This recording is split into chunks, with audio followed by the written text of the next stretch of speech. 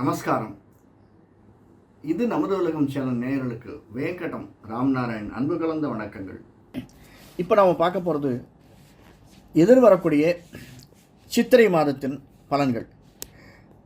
எப்பொழுதும் நமக்கு நம்முடைய நன்மைகள் வந்து சேர வேண்டும் என்று எண்ணிக்கொண்டிருக்கக்கூடிய ரிஷபராசி அன்பர்களே, நண்பர்களே, இந்த மாதம் மிக மிக நல்ல மாதமாக ரிஷபராசிக்காரர்களுக்கு அமையக்கூடியது. ஏனென்றால் 12ஆம் வீட்டில் இருந்த குரு மே மாதம் 1ஆம் தேதி, அதாவது சித்திரை மாதம் 14-15 தேதியில் நம்முடைய ரிஷபத்திற்கு வருகிறார். அதனால் நமக்கு ஏற்பட்ட செலவினங்கள், மனக்லேஷங்கள் இவையெல்லாம் மறைந்து நமக்கு ஏற்றத்தை தரக்கூடியதாக இந்த மாதம் அமைந்திருக்கிறது. அது மட்டுமல்ல, 3ஆம் பார்வையார் ராகு பார்க்கிறார்.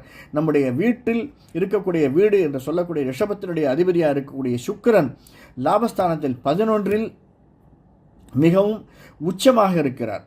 அதனால் சூரியன் உச்சம், சுக்கிரன் உச்சம், சனி ஆட்சி இவைகளினால் நாம் ஏற்றத்தை பெறக்கூடியவர்களாக ரிஷபராசிக்காரர்கள் இருக்கிறார்கள் என்று சொன்னால் மிகையாகாது. அது மட்டுமல்ல, கொஞ்சம் சின்ன சின்ன சங்கடங்கள் வரும் சார். அதை எதிர்கொண்டு தான் ஆக வேண்டும். ஏன்னா நம்ம திடீர்னு ஒன்று வேலை செய்யலாமா வேண்டாமா? புதன் 11 நீச்சத்தில் இருக்கார், அதுவும் ராகுவோடு சேர்ந்த புதன்.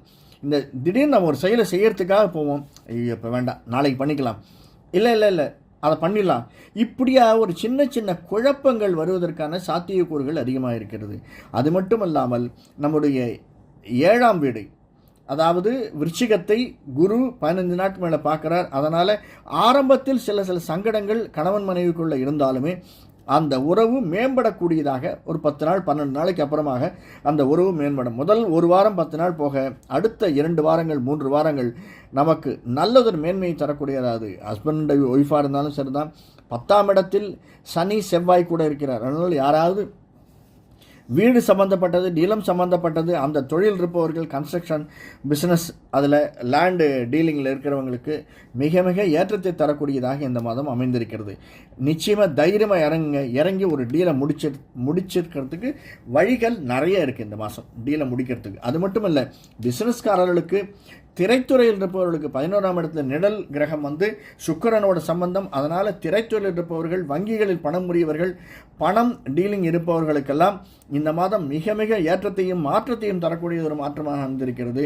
அது மட்டுமல்ல, யாராவது வெளிநாடு போகணும் அப்படின்னா அவர்கள் ரிஷபராசிக்காரர்களாக இருந்தால் அவர்கள் அப்ளிகேஷன் போட்டால், நான் திரும்ப சொல்கிறது, அப்ளிகேஷன் போட்டால் தான் ஆர்டர் வரும். நான் முயற்சி எடுத்தோமே ஆனால் அதற்கான நமக்கு லாபத்தை கொடுக்கக்கூடியதான மிக மிக நல்லதொரு மாதமாக இந்த சித்திரை மாதம் அமைந்திருக்கிறது. பிஸ்னஸ்காரர்கள்னு பார்த்தோம்னு வச்சுங்களேன், மருத்துவத்துறை இருப்பவர்கள்னா செவ்வாய் 7ஆம் வீடு 11-10 இருக்கார்.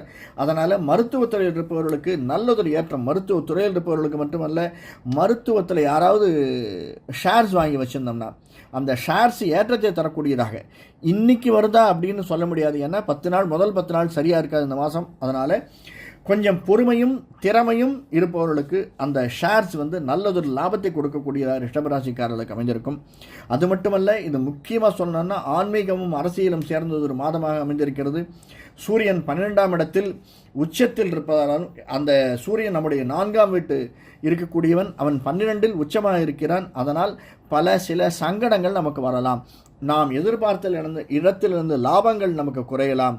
இரண்டாவது பிஸ்னஸ் ஆரம்பிக்கணும், பிஸ்னஸ் எக்ஸ்பேண்ட் பண்ணணும் அப்படின்னு நம்ம நினச்சோம்னா தயவு செஞ்சு இந்த மாதம் வேண்டாம், ஒரு 15 நாள் 20 நாள் தள்ளி போடுங்க. அதனால் நம்ம ஒன்றும் குறைஞ்சி போயிட மாட்டோம். அதற்கான சாத்தியக்கூறுகள் அதிகமாக இருக்குது. அது மட்டுமல்ல, பிஸ்னஸ் அப்படின்னு சொல்லச்சு நிலம், நீர், வாகனம் சம்பந்தப்பட்டது, இரும்பு சம்பந்தப்பட்டது, இதெல்லாம் கன்ஸ்ட்ரக்ஷன் தொழில் மட்டுமல்ல, இந்த ஆட்டோமொபைல் இண்டஸ்ட்ரி நிச்சயமாக ஏற்றத்தை தரக்கூடியதாக மே மாதம். ஏன்னா சாதாரணமாக ஏப்ரல் மாதம் முதல் மாதமாக அமைந்திருக்கிறது. அதனால் முதல் 15 நாள் அதற்குரிய ஏற்றம் இல்லைன்னாலும் அடுத்த 15 நாள் நமக்கு நல்லதொரு லாபத்தை தரக்கூடியதாக, நாம் நினைச்சது நடக்கக்கூடியதாகத்தான் அமைந்திருக்கும். சிறு சங்கடங்கள் நமக்கு வரத்தான் செய்யும். அதாவது இந்த கணுக்கால் சதை பிடிப்பு என்று சொல்வார்கள், அதிகமாக வரக்கூடியது. ஸ்லிப்பேஜ் அப்படின்னு சொல்லக்கூடியது, கால் சுளுக்கு அல்லது கால் ஸ்லிப்பாகிறது, இந்த வண்டியில் அடிபடுறது, அந்த மாதிரி சின்ன அடிபடக்கூடியதாக, ரத்தம் வரக்கூடியதாக இந்த மாதம் அமைந்திருக்கிறது. அதை கொஞ்சம் நாம் பார்த்துக்கணும். அதற்கான முயற்சிகள், அதற்கான செலவினங்கள் அதிகமாக இருக்குது. அது மட்டும் இல்லை, நமக்கு தெரியாமல் உறுப்புகளில் சில உறுப்புகள் சேதம் ஏற்படுவதற்கான சாத்தியக்கூறுகள் இருக்குது. அதையும் நாம் கணிச்சு கொஞ்சம் முன்னாடியே இன்சூரன்ஸ் எல்லாம் எடுத்து வச்சிருந்தோம்னா மிக மிக நல்லது. மற்றபடி ரிஷபராசிக்காரர்களுக்கு, அதுவும் ரிஷபராசிகள் கிருத்திகை, ரோகிணி, மிருகசீர நட்சத்திரம். இதில் ரோகிணி நட்சத்திரக்காரர்கள் ஓஹோன்னு இருப்பார்கள்.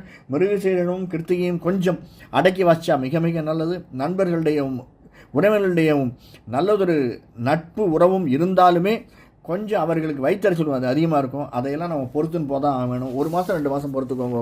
அதுக்கப்புறம் மிக மிக மேன்மையை தரக்கூடியதாக அமைந்திருக்கிறது. நன்றி, வணக்கம். நன்றி. இந்த காணொலி பிடிச்சிருந்தேன்னா லைக் பண்ணுங்கள், சப்ஸ்கிரைப் பண்ணலாம் சப்ஸ்கிரைப் பண்ணுங்கள், ஷேர் பண்ணுங்கள். வணக்கம்.